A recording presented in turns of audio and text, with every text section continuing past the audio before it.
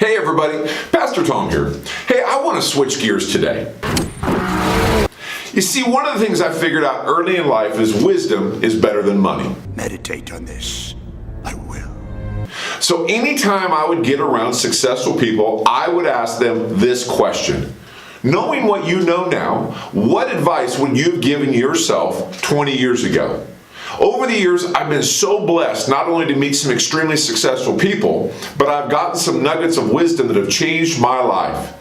I want to share one of these nuggets with you today.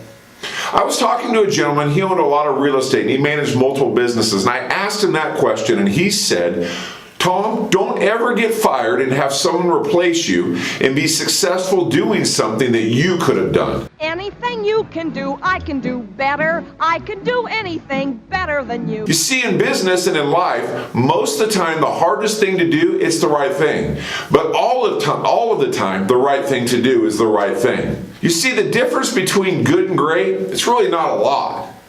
For example, my cousin got a job working for a multi-billion-dollar construction company right out of high school. He went to my grandpa and he asked him what would he need to do to be a success in his new job.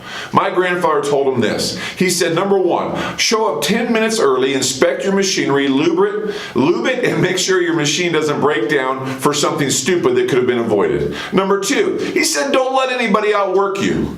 And number three, stay 10 minutes late, lube and clean your machine, and have it ready for the next guy. 5 years later at the holidays, I was talking to my cousin and he was running a crew that made 2 times as much as everybody else. He got flown all over the world to get jobs that were behind schedule back on track. And I asked him, I said, what was your secret to your success? He told me, Tom, all I do is what Grandpa told me to do. I show up 10 minutes early, get my machine ready to go, have my team work hard, and we make sure everything is ready for the next crew. You see, he figured out it's not rocket science. Anybody could have done it. It was only an extra 20 minutes of work and diligence that took him to the top of his field. Friends, we as Christians need to live lives like this, not just so we can get promoted, but so that we can honor God. Hey, thanks for a couple of minutes of your time. I enjoyed giving you this nugget, and I hope you can apply it, and it'll make your year in 2019 better than it ever has been before. See you next time on the 167.